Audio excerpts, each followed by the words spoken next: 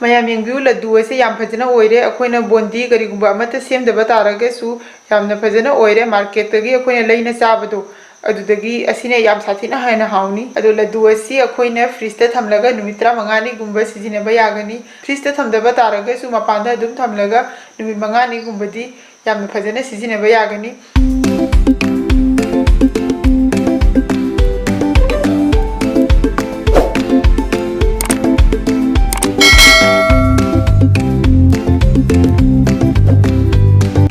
Kuramjari Mathel recipe channel asigi maikaidagi mayam taram nokjari ahanbada video ase hawjingai mamangda Mathel recipe gi maikaidagi mayam punamakpu happy Diwali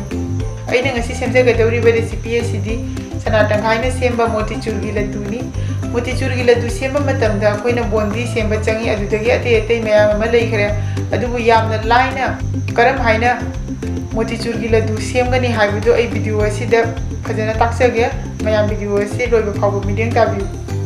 motichoor laddu semnabagi damakta aina sida chana dal laure adudagi asida chini se tengol ama laure chini oliba tengol ase asima chapchana aina hawai se lauraga tingkibaneba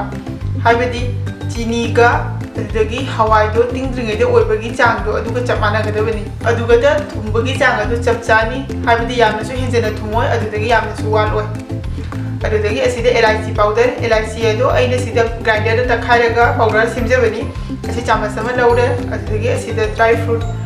asida aina badam ga kismis kharaga laure adudagi asida food color se optional ni adubu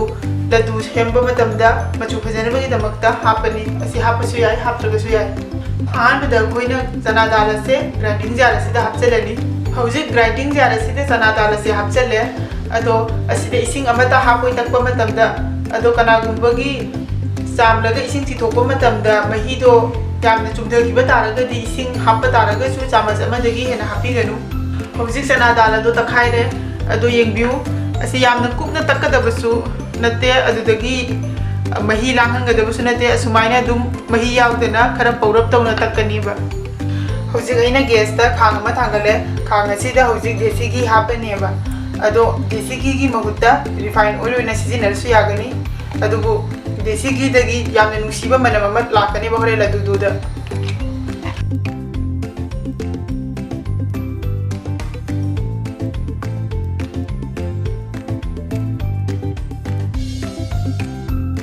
hauji ese sare ngasai takai gi bado hauji asigi bora macha hubirani asumaina bora macha hubirani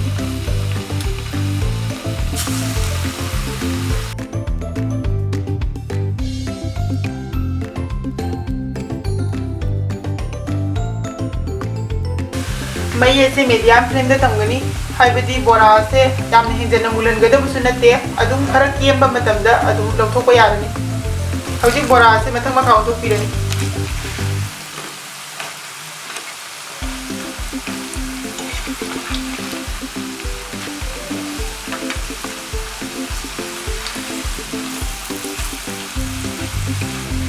hauji bora se jare haibadi mathak se nganghangadabba nate adum khara muladi lawthokpa yare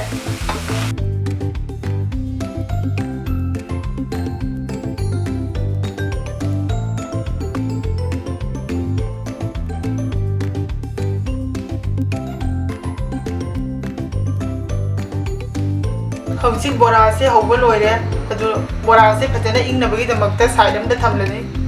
hauji bora se phajana inge aduna grinding jar asida hapchalani hauji bora ado aina grinding jar asida hapchalle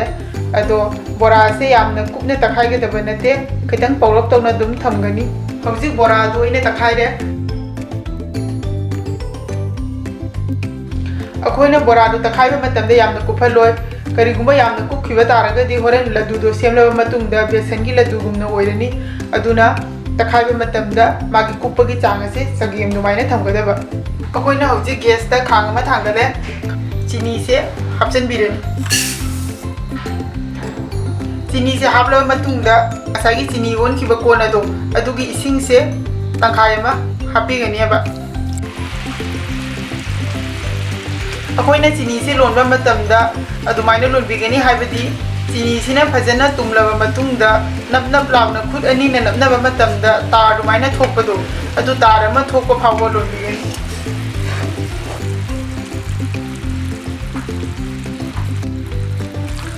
hauji chini se yaraba jenglasi sumaina khutta lauraga sumaina tar ama thokadaba sumaina chini sina tar ama thodi chini se chap chare hauji matang asida food color hapchan birani food color se hapaga fajana okhairan mai je thingjalani hauji asida ngasagi bora ta khai khibodo adu hapchan birani khara khara hapaga mix tawrani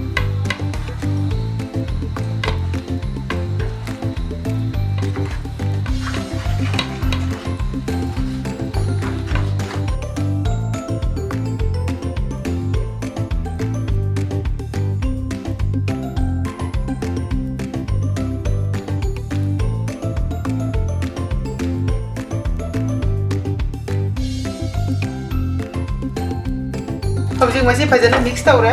asida asagi elaichi powder do hapirani elaichi powder se haplaga phajana mu mix tawbirani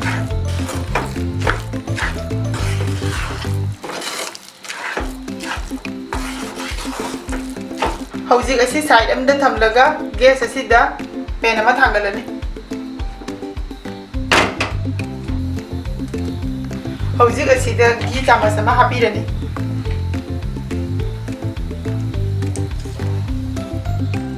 hauji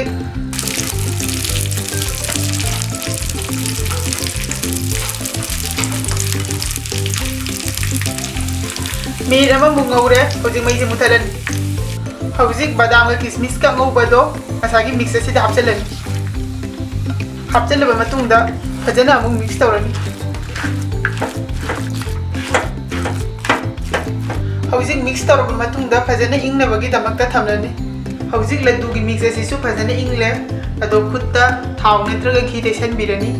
aduga khajik lauraga sumaina tabirani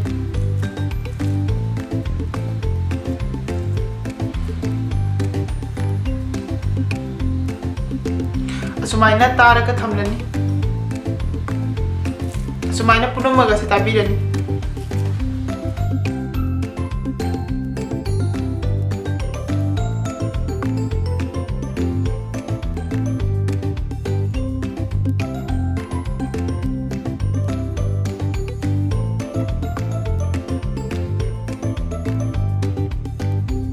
laddu se semba loijare aduna aina plate asida hapchale mayam susoi soi dena hande ki diwali asida chana tangkhaina semba motichoor laddu ase sembiu patang asida egi video asisu loisinjarage mayam video asi yenglam matungda like tawbiramu comment tawbiramu aduga channel asibu subscribe tawro matungda bell button number kawbiganu aduga loina na egi video asibu share tawbiduna egi channel asibu support tawbiu